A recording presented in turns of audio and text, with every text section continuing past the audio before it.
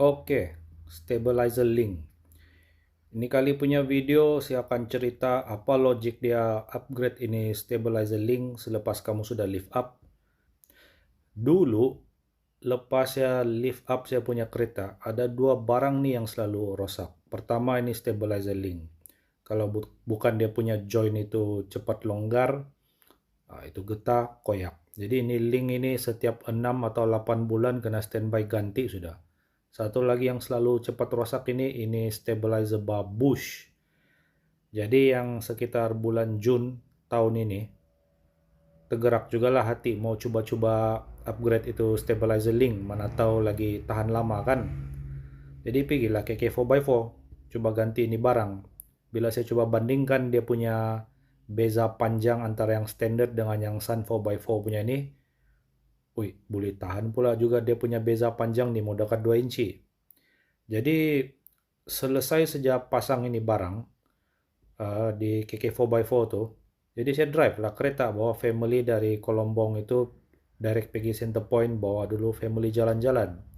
Yang driving dari Kolombong naik sampai di parking lot center point itu, saya boleh rasa sudah kereta saya ada lain macam.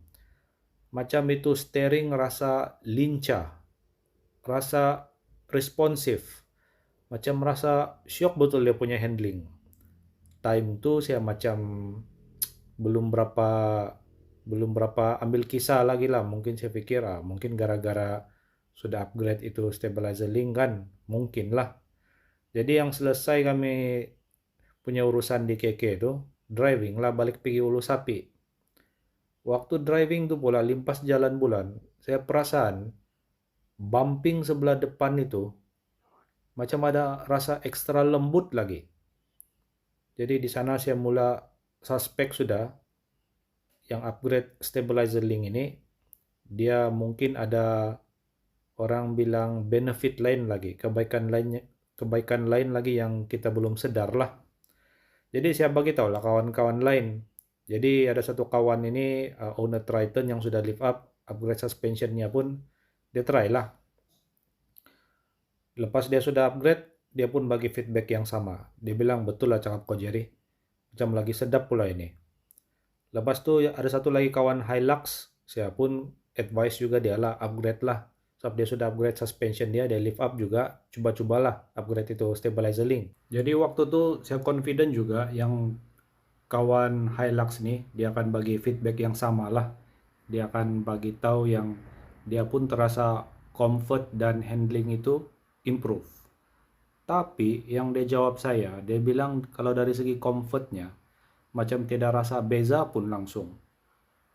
Di situ saya terdiam sekejap lah. Kenapa pula begitu? Saya terasa, yang kawan Triton terasa. Kenapa dia tidak terasa? Lepas itu dia cakap satu lagi. Dia bilang, tetapi dia rasa oversteer-nya pula yang improve. Oversteer, time itu saya rasa pelik sudah.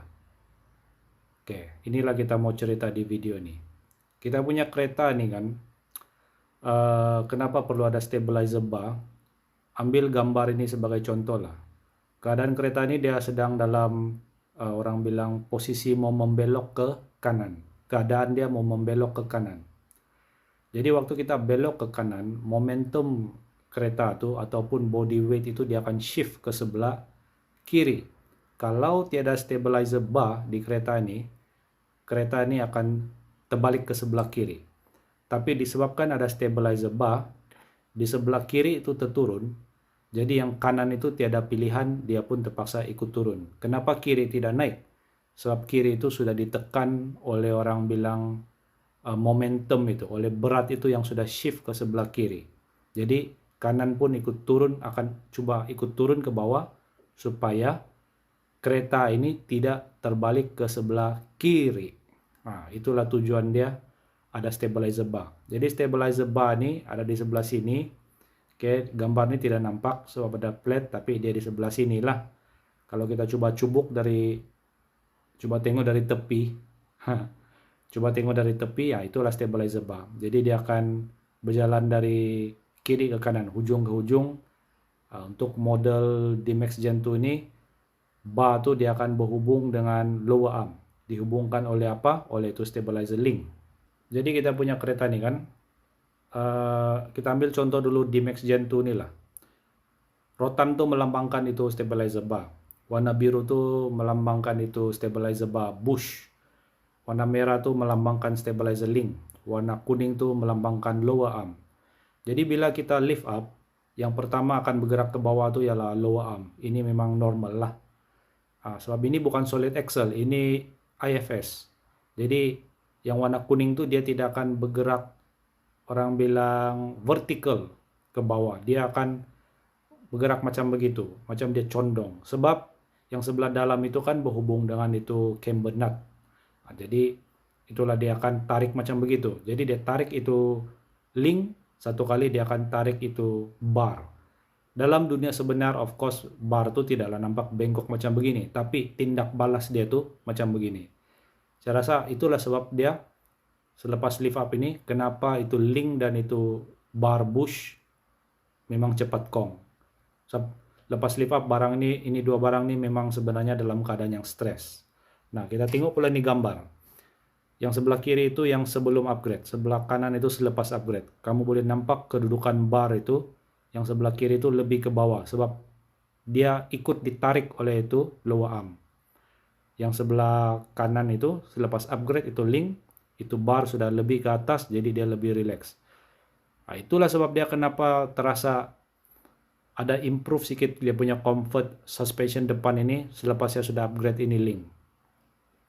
Sebelum ini tidak sedar yang travel suspension ini dikongkong, dikekang oleh itu bar yang ditarik. Nah, sekarang itu bar sudah relax, jadi itu suspension depan pun lebih relax lah. Kita tengok pula contoh Triton yang kawan ini. Sama juga. Bila lower arm itu condong ke bawah selepas lift up, satu kali juga dia akan tarik itu bar.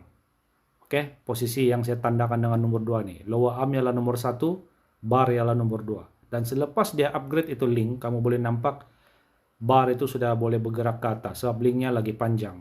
Jadi boleh nampaklah perbezaannya. Itulah kawan yang Triton ini, dia rasa lagi comfort. Jadi untuk kereta yang macam kami punya ini, di Max Gen 2, untuk Triton, yang mana dia punya desain itu macam begini. Stabilizer bar, sambung ke stabilizer link, lepas itu stabilizer link sambung ke lower arm. Kalau kami ini, jenis kereta kami ini sudah upgrade itu stabilizer link itu, memang boleh terasa improve comfortnya. Sebab itulah dia punya travel suspension itu bukan dalam keadaan yang tegang lagi, dia lebih relax. Nah, kenapa pula kawan yang macam Hilux ini dia tidak rasa improve comfortnya? Sebab dia punya bar tidak ditarik oleh lower arm. Dia punya stabilizer bar berhubung dengan knuckle. Jadi kereta yang kategori yang macam begini nih, yang desainnya, yang linknya berhubung dengan lower arm itu, bar pergi link, link pergi lower arm, macam inilah Triton lama, Triton baru, I-Tech, D-Max Gen 2, V-Cross, Navara. Dia memang akan improve lah kalau kita sudah upgrade ini link selepas kita lift up. Oke, selepas kita lift up sahaja. Kalau kereta yang tiada lift up tidak perlu fikir ini barang. Dan kereta yang macam Hilux ini, Vigo kah, Revo kah, Ranger, model T6 ke atas, ini Isuzu D-Max Gen 3, ataupun yang orang bilang Exter ini, dan dia punya twin platform ini Mazda BT50. Kereta jenis begini yang dia punya link bersambung dengan knuckle di atas, selepas lift up, dia punya bar tidak tegang, in fact sebenarnya jadi lebih longgar. Nah, itulah kenapa dia ada masalah oversteer. Oke, kita explain understeer dan oversteer. Untuk kereta jenis kategori yang macam begini nih, saya tidak sedar selama ini selepas lift up, rupa-rupanya kereta saya ini ada masalah understeer. Sebab itu selepas upgrade itu link, dia jadi lagi lincah itu steering itu. Sebab saya tidak sedar pun ada masalah ini. Nah, sekarang baru saya sedar. Apa itu understeer? Understeer itu bila kita pusing steering itu, kita rasa macam input steering itu. Tayar itu lambat bertindak balas dengan pusingan steering kita. Jadi kita kena pusing lebih lagi steering itu, baru kepala kereta itu ikut membelok. Nah, itu understeer. Dan itu sudah improve di kereta saya dan juga kereta kawan yang lain lepas diorang sudah upgrade itu link lah. Untuk yang sudah lift up sahaja, sekali lagi saya tekankan. Untuk kawan-kawan yang Hilux ini, kenapa dia rasa oversteer dan improve? Macam saya cakap tadi, lepas diorang lift up, barnya tidak tegang. Sebaliknya, dia jadi longgar pula. Asas stabilizer bar antara dua jenis kategori kereta ini tidak berubah. Tetapi tindak balasnya pula yang berubah selepas lift up. Yang satu jadi tegang, yang satu jadi longgar. Yang satu ada efek dengan comfort. Yang satu ini pula tiada efek dengan comfort. Yang ini tindak balas dia understeer. Yang ini pula oversteer. Saya rasa saya faham sudah kenapa dari tahun 2021 kawan-kawan owner Hilux ini selepas diorang sudah selesai upgrade diorang punya suspension, feedback yang kita biasa dengar, of course kereta itu sangat sedap, itu memang biasa kita dengar. Tapi yang tidak best didengar tuh bila diorang bagi tahu saya, tapi macam ada rasa membuang lah belakang kereta ini. Dulu saya pikir memang begitulah kalau Hilux atas sebab-sebab yang tertentu lah. Tapi lepas yang sudah inilah kejadian upgrade ini link ini, ada dua tindak balas yang berbeza antara dua grup kereta ini. Saya rasa saya paham sudah kenapa kawan-kawan yang sudah lift up ini, yang owner-owner Hilux ini, biarpun kereta itu rasa jauh lebih comfort, tapi buntut belakang kereta tuh rasa membuang. Disebabkan oversteer itulah. Apa itu oversteer? Oversteer ini bila kita pusing steering itu, contohnya kita belok ke kanan, sikit saja kita pusing, tapi macam melebih-lebih pula dia punya kepala ini mau ikut ke kanan. Itulah terjadinya oversteer. Itulah terjadinya kita terasa yang belakang itu dia membuang. Jadi masalah ini sebenarnya mungkin bukan pun disebabkan di belakang ini. Masalah ini mungkin sangat tinggi kemungkinan disebabkan oleh di depan itu. Selepas lift up, stabilizer bar itu jadi longgar. Jadi dia jadi longgar, dia lambat bertindak balas lah untuk kontrol kau punya stability. Itulah kalau ada oversteer tuh. Itulah belakang tuh pun ikut membuang. Saya rasa lah. Dan kalau saya coba buat kesimpulan sendiri, dan selepas kamu dengar saya punya explanation ini, macam masuk akal juga kan. Jadi rasanya sekarang kita paham sudah.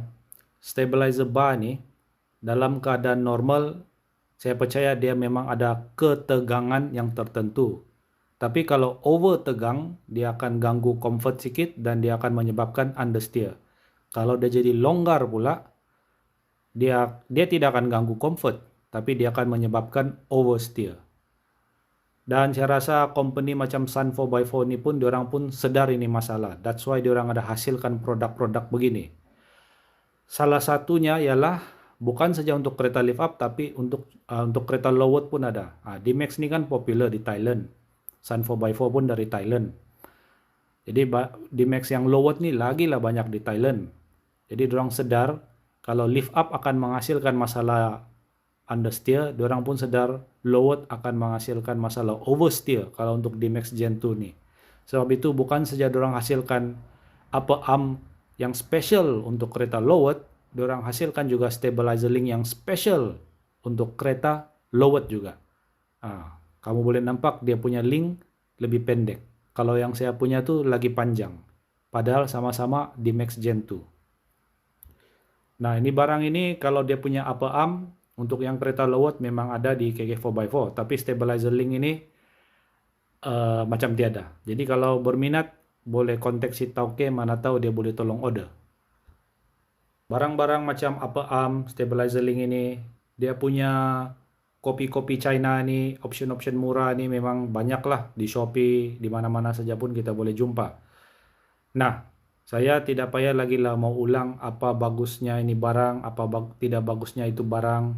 Itu saya tidak perlu explain lagi lah. Kamu cuma perlu ingat yang itu kamu punya duit.